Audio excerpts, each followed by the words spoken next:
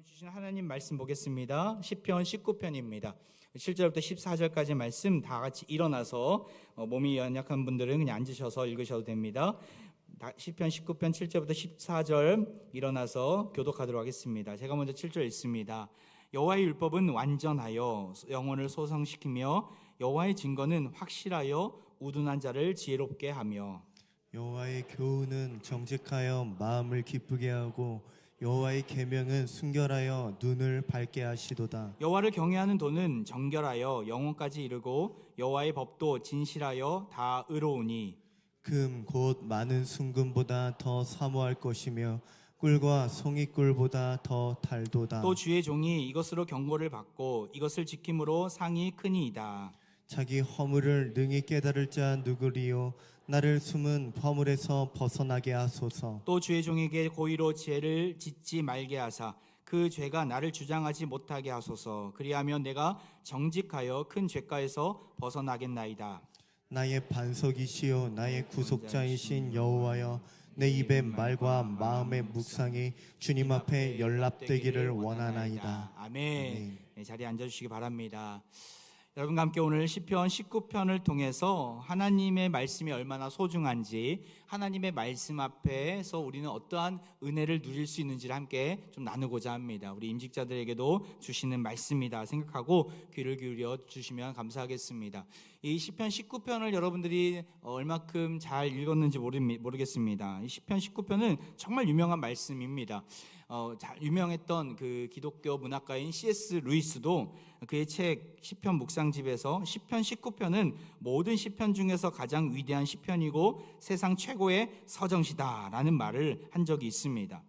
그도 그럴 것이 시편 19편에 보면 하나님이 우리에게 무엇을 통해서 자기 자신을 계시하시는가를 설명해 주고 있는데요. 시편 19편 오늘 읽었던 7절 그 이하, 다시 말해서 1절부터 6절까지의 말씀은 바로 자연 만물을 통해서 하나님이 우리에게 하나님은 누구이신가에 대해서 설명하고 있는 자연 계시에 대한 내용이 담겨져 있고요. 우리가 읽었던 7절부터 14절까지의 말씀은 바로 특별 계시, 우리에게 주신 이 특별한 메시지, 성경의 유익과 하나님 말씀의 귀한 그 고귀함을 말씀해주고 있는 것이죠.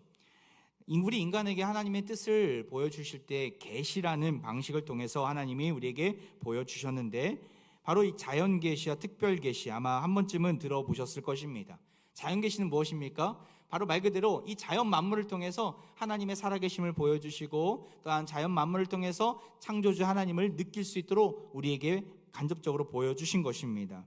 세상 사람들은 믿음이 없기 때문에 이 자연 만물을 보면서 참 멋지다, 아름답다 이 정도 수준으로만 여긴다면, 믿는 사람들은 믿음이 있기 때문에 참 아름다워라 주님의 세계는 저 솔로몬의 옷보다 더 고운 백합화, 주 찬송하는 듯 저 맑은 새소리, 그 아버지의 지으신 그 솜씨 깊도다. 창조주 하나님을 자연 만물을 통해서 우리는 고백하고 노래하지 않습니까? 바로 자연 계시를 통해서 우리는 하나님을 발견하게 되며 주님을 찬양하게 된 것이죠. 그리고 이 자연 창조주 하나님에 대해서 지난번에 몇 번 말씀드렸기 때문에 오늘 바로 특별 계시를 좀 나누려고 하는데요. 왜 특별한 계시입니까? 바로 하나님이 특별한 방법을 가지고 특별히 구별한 하나님의 백성들에게 주신 메시지이기 때문에 특별 계시인 것입니다. 이 성경의 말씀을 지나가는 아무에게나 들려준다고 그들이 와, 하나님의 고귀한 말씀입니다라고 여기겠습니까? 여기지 않습니다. 왜 또 이상한 사람이 나에게 달라붙나 이렇게 생각하겠죠. 바로 믿음이 없기 때문에 하나님의 말씀이 아무리 특별하게 주어진다 하더라도 저들의 마음 가운데는 역사가 일어나지 않습니다. 하지만 우리 믿는 사람들에게는 이 특별한 계시가 주어졌을 때 나의 삶이 변화되고 나에게 놀라운 생명이 일어남을 보게 됩니다. 오늘 본문에서 그것을 이야기하고 있어요. 오늘 본문은 다윗의 시편인데요. 이 다윗의 시편을 통해서 말씀에는 어떤 유익이 있는가를 함께 좀 살펴보고자 합니다. 먼저는 말씀에는 다양하고 풍성한 열매가 있습니다. 7절과 8절과 9절에 보면 하나님의 말씀을 다양하게 표현하고 있는데요. 바로 율법, 증거, 교훈, 계명, 경외하는 도, 여호와의 법, 7절, 8절, 9절에 다양한 표현으로 나와 있습니다. 바로 하나님이 선포하시는 하나님의 말씀을 다양한 형식으로 우리에게 보여주셨다라는 거예요. 성경에 보면 이야기 형식, 서사 형식으로 되어 있는 것도 있겠고, 또한 잠언이나 전도서를 보면 격언으로 되어 있고, 나아가 시편을 보면 노래 가사, 시로 되어 있습니다. 그리고 예언서를 보면은 미래를, 또한 앞으로 일어날 일에 대해서 계시 형식으로 나와 있기도 합니다. 여러 문학적인 다양한 방식을 통해서 또한 선포하시는 다양한 사람들, 약 한 40여 명의 제자들이 성경 하나님의 사람들이, 저자들이 성경을 기록했는데, 이런 자들을 통하여서 성령의 감동하심을 받은 사람들이 이 성경을 기록하게 하신 것이죠. 그렇게 이 하나님의 말씀이 특별하게 우리에게 주어질 때 어떤 은혜가 있는가? 7절을 다시 한번 보면 바로 우리 영혼을 소생시켜 주신다. 그리고 확실하여 우둔한 자를 지혜롭게 한다라고 나와 있습니다. 내 영혼이 살아난다라는 것이죠. 죽었던 자들이 부활하는 놀라운 능력이 말씀 안에 있는 것입니다. 나아가 지혜롭게 한다. 무슨 말입니까? 문제를 해결할 수 있는 능력이 성경에 써 있다라는 것입니다. 이 자리에 여러 문제의 어려움 가운데, 또한 그 실타래처럼 얽히고 설킨 문제 가운데 있는 분들이 있다면 말씀 앞에 서시기 바랍니다. 말씀의 자리로 나아가시기 바랍니다. 그럴 때 그 문제가 해결되는 은혜가 주어질 것입니다. 나아가 8절에는 무엇이 있습니까? 기쁨이 주어진다는 거예요. 기쁨. 여기 보면 마음을 기쁘게 하고 눈을 밝게 하시도다. 보이지 않았던 부분까지 볼 수 있는 영안이 떠진다라는 것입니다.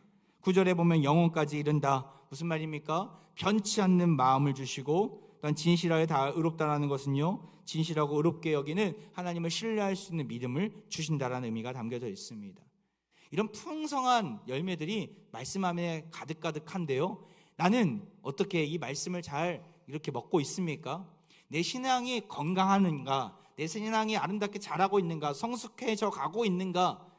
그것을 판단하는 척도는, 기준은 무엇입니까? 날마다 말씀 안에서 이러한 유익을 누리고 있느냐라는 것입니다. 사랑하는 합병가족 여러분, 나는 말씀을 정말 가까이 하고 있습니까? 저도 말씀을 가까이 안 할래야 안 할 수 없는 삶을 살아가고 있지 않습니까? 목회자로서 말씀을 가까이 해야 설교 준비가 되고, 또 말씀을 가까이 해야 훈련 사역에 또 이렇게 가르침의 자리에 서게 되는데, 보니까 주일날하고 수요일날은 제자훈련이 있고, 화요일날은 어성경 읽어진의 강의가 있고, 또한 새벽기도 설교가 가끔가다 주어지고, 토요일날은 성경 통독, 요즘 이제 성경 통독 하고 있는데 성경 통독도 가르치고 있고, 주일날은 또 줄 설교해야 되고, 말씀을 매일매일 대하고 있더라고요. 그런데 나는 어떤가 한번 살펴봤어요. 이 말씀을 준비하면서 신학 성적들을 많이 보고, 또한 주석책을 들여다보면서 설교 준비에 열심을 낸다 하더라도 하나님의 말씀에서 내 영혼을 소생시켜 주시는, 나를 다시 살리시는 하나님의 은혜, 나에게 지혜를 주시고 나의 눈을 뜨게 하시고 나에게 분별력을 주시는 하나님의 은혜를 내가 누리고 있는가? 만약에 그렇게 누리지 못한다면 나는 싹싹훈에 혹은 종교인에 불과하다라는 생각을 하게 되었습니다. 전 종교인이란 말이 정말 쉽습니다. 근데 안타깝게도 어떤 공적인 문서의 직업란을 선택할 때 종교인이 많더라고요. 종교인, 종교를 앞세워서 일하는 근로자 같은 느낌이 있어서 저는 그 종교인이란 말을 정말 안 쓰고 싶은데, 뭐 세상에서는 이제 쓰더라고요. 가장 불쌍한 목회자가 누구인지 아십니까? 말씀을 매일 대하면서, 말씀을 준비하면서도 자기도 은혜 못 받는 목회자일 것입니다. 자기가 은혜를 못 받고 열매를 누리지 못하는데 어떻게 그 말씀의 은혜를 성도들에게 나눠줄 수 있겠습니까? 말씀을 가까이 할 때에 하나님이 주시는 이 6가지 아름다운 열매를 풍성하게 맺어가는 우리가 되길 바랍니다. 말씀에는 생명이 있습니다. 그 생명을 누려야 합니다. 이번에 소그룹, 가정교회 소그룹마다 우리가 성경 공부를 열심히 하고 있는데, 또 제자훈련에서도 훈련 소그룹에서도 말씀이 중심되는 훈련들을 받고 있는데, 만약에 말씀이 없다면, 성경이 주어지지 않고 당신 멋대로 한번 나눠봐라 라고 한다면 변화는 없을 것입니다. 오히려 영적인 갈급함이 더욱더 심해지고 세상 모임과 별반 다르지 않음을 느끼게 될 것입니다. 진정한 변화는 말씀에서 나옵니다. 이 특별 계시로 주신 하나님의 말씀을 정말 특별한 마음으로 잘 받으시고 날마다 여러 가지 어려움의 자리에서 일어서는 사랑하는 모든 화평가족들 되기를 간절히 축원드립니다. 두 번째로 특별 계신 이 말씀의 열매는 무엇입니까? 말씀을 통해서 세상이 줄 수 없는 가장 고귀한 가치를 주십니다. 자, 10절 말씀 우리 같이 한번 읽어볼까요? 10절 시작. 화면에 아주 10절 말씀입니다. 제가 한번 읽어보겠습니다. 시작. 금 곧 많은 순금보다 더 사모할 것이며 꿀과 송이꿀보다 더 달도다. 여기 보면 말씀을 비교하는 상징물들이 나옵니다. 바로 순금과 송이꿀입니다. 순금은 무엇을 가리킵니까? 비싼 보물이죠. 이것은 물질을 가리킵니다. 송이꿀은요, 달콤한 음식이겠죠. 우리가 이 세상을 살아갈 때 먹는 모든 것들이 여기에 포함되어 있을 것입니다. 세상 사람들은, 그리고 우리도 모두가 다 필요한 것들입니다. 물질이 필요하고 또한 먹을 것들이 필요합니다. 혹시 이 자리에 나는 먹을 거 필요 없다, 물질 필요 없다라는 분 있습니까? 없을 것입니다. 다 필요합니다. 이왕이면 그 음식도 맛있는 것을 먹는 것을 좋아하고 또한 물질도 이왕이면 많은 것을 우리는 원합니다. 하지만 이러한 것들은 소망은 우리에게 주지 못하는 것들입니다. 무슨 말입니까? 있다가도 없고 없다가도 있는 것들이죠. 영원한 것들이 아니라는 거예요.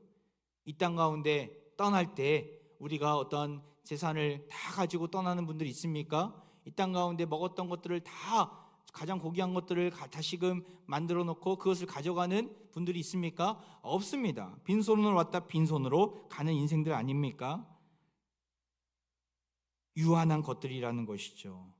그런데 세상 사람들, 심지어는 믿는 자들까지도 이러한 유한한 것들에 목매어 살아가는 분들이 많음을 보게 됩니다. 물론 우리는 열심히 벌고 최선을 다해서 근검절약해서 물질을 선용해야 합니다. 맛있게 요리해서 나도 먹고 남을 대접하고 건강을 유지하는데 잘 먹고 잘 살아가야 합니다. 당연한 것입니다. 하지만 욕심을 내서 일확천금을 노리거나 또한 먹고 마시는 것에 너무 많은 에너지를 소비하는 것은 옳지 못합니다. 제가 제자반 모임에 안에서 그런 나눔을 한 적이 있어요. 적용점을 뭐로 뒀냐면 복권 좀 사지 말자 였습니다. 우리 양옆에 앞뒤로 서로 인사하겠습니다. 복권 좀 사지 맙시다. 네. 생각보다 많은 분들이 복권을 사는 것을 보게 되는데, 하나님보다 거기에 소망을 두면 그게 우상숭배가 되는 것이죠. 하나님보다 그걸 더 사랑하면 그게 우상숭배입니다. 물질이나 먹는 거, 가치 중립적인 것들입니다. 거기에 소망을 두어서는 안 되는 것이죠. 하나님께 소망을 둬야 합니다. 나아가 어디에 소망을 둬야 합니까? 베드로전서 1장 25절 24절에 보면 오직 주의 말씀은 세세토록 있도다. 여기 보면 육체는 풀과 같고 모든 영광은 풀의 꽃과 같으니 풀은 마르고 꽃은 떨어진다. 하지만 오직 주의 말씀은 세세토록 있도다. 풀과 꽃, 육체, 무엇을 상징하는 것들입니까? 유한한 것들입니다. 이 세상에 유한한 것들에 소망을 두는 것이 아니라 영원한 하나님의 말씀에 소망을 두는 인생 되시길 바랍니다. 그러할 때 세상이 줄 수 없는 가장 고귀한 가치를 얻게 될 것입니다. 물질에 목매는 인생이 아니라 말씀을 의지하는 인생 되시길 바랍니다. 먹고 사는 문제에 너무나 많은 에너지를 쏟는 인생이 아니라 있든 없든 하나님의 말씀 앞에 귀를 기울이고 말씀대로 살아가는 모습에 온 힘을 다하시는 인생 되길 바랍니다. 저는 우리 성도님들이 정말 잘 먹고 잘 살았으면 좋겠어요. 근데 더 중요한 게 있어요. 바로 세상에 있는 것들이 있든 없든 감사하며 살았으면 좋겠고 평안함으로 살았으면 좋겠고 기뻐하며 살았으면 좋겠습니다. 본당을 오픈하고 이 자리를 골방으로 삼는 분들이 정말 많이 계시더라고요. 얼마나 감사한지. 아침 6시 30분부터 저녁 밤 10시까지 본당이 오픈이 되고 잔잔한 음악 소리와 함께 마음껏 기도할 수 있는 자리를 마련해 드리니까 너도나도 많이들 오시더라고요. 한 번은 어떠한 사업장에 갔었는데 부부가 하시는 사업장인데 아내가 그런 얘기를 하시더라고요. 그 아내 되신 성도님이 남편이 매일 어디를 간다고, 어느 순간 보면 없어져서 찾을 때가 많다고 그런 얘기를 하시더라고요. 나중에 보니까 어디를 갔냐면 본당에 와서 기도하고 계신 거예요. 자기의 남편이 예전에는 그렇게 기도하는 거나 또 말씀을 보는 것에 흥미를 못 붙였는데 어느 순간 하나님께서 마음에 믿음을 주시고 기도의 자리에, 말씀의 자리에 사모함으로 시시때때로 시간만 나면 와서 기도하고 또 하나님과 만나는 것을 우선순위로 두는 남편을 보면서 얼마나 감사한지 모르겠다, 그런 얘기를 하시더라고요. 제가 오히려 더 감사하더라고요. 우리 모든 화평 가족들이 이 기쁨을 누렸으면 좋겠다. 정말 이 본당, 이 넓은 본당 한 600석 되는데 여러분들에게 선물로 드립니다. 마음껏 이 선물을 누리시길 바랍니다. 하나님과의 만남의 자리를 우리가 간절히 사모함으로 나오면 주님이 반드시 만나주시고 세상에서 누릴 수 없는, 세상에서 경험할 수 없는 하나님 나라의 기쁨을 허락해 주실 줄 믿습니다. 사랑하는 모든 화평 가족들에게 이러한 하나님을 향한 열심, 또한 하나님의 말씀 가운데 귀를 기울이고 주님과 소통하면서 주시는 은혜를 날마다 누리는 사랑하는 모든 화평 가족들 되기를 간절히 축원드립니다. 또한 말씀에는 어떤 은혜가 있습니까? 하나님 말씀은 죄악 많은 우리, 더러운 우리를 깨끗하게 씻어주신다라는 겁니다. 세 번째로 죄악 많은 더러운 우리를 깨끗이 씻어주십니다. 12절 13절인데요 우리 같이 한번 읽어보겠습니다. 시작. 이 허물을 능히 깨달을 자 누구리요? 나를 숨은 섬. 또 주의 종에게 고의로 죄를 짓지 말게 하사 그 죄가 나를 주장하지 못하게 하소서. 그리하면 내가 정직하여 큰 죄가에서 벗어나겠나이다. 이 시편을 쓴 사람이 누구라고요? 다윗입니다. 다윗은 하나님의 말씀으로 인해서 자신의 더러운 과거를, 자신의 죄악을 낱낱이 고발당한 사람입니다. 낱낱이 다 본 사람입니다.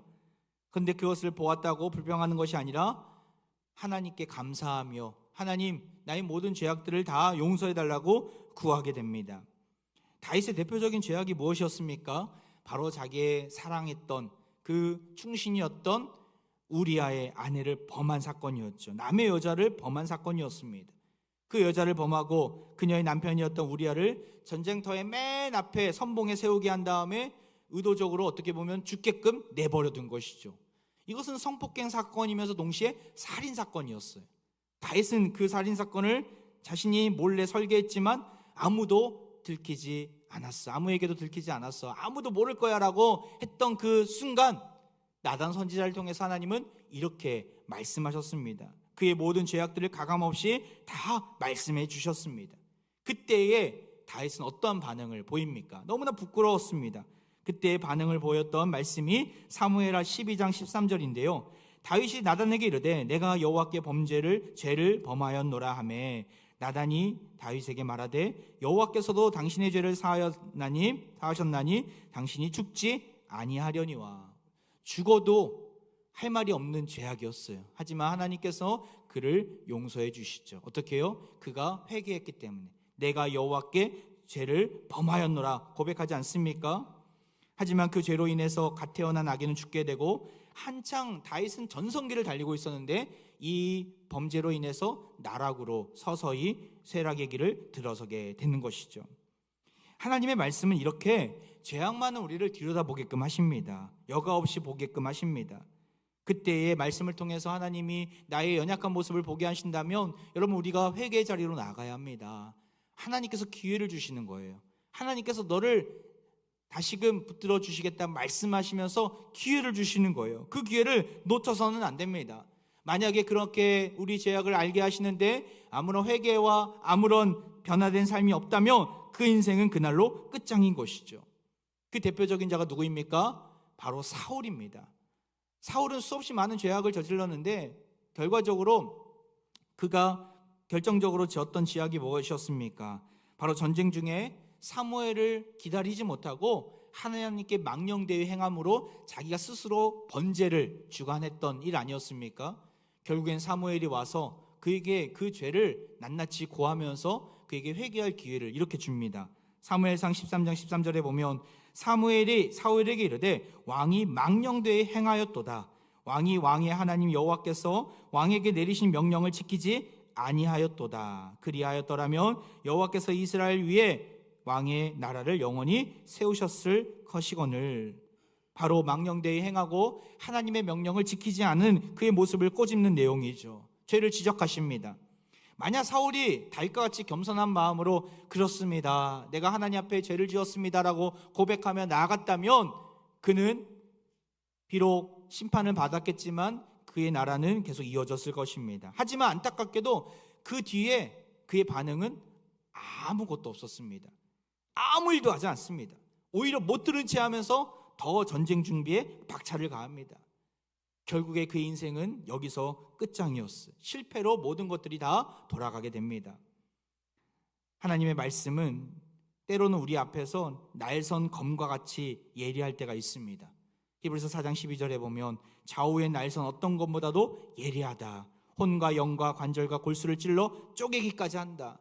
저는 이 본문의 말씀을 보면서 하나님의 말씀이 때로는 수술실에서 쓰는 메스와 같구나, 우리의 상처와 우리의 더러운 부분들을 도려낼 때 쓰는 메스와 같구나라는 생각을 하게 되었습니다.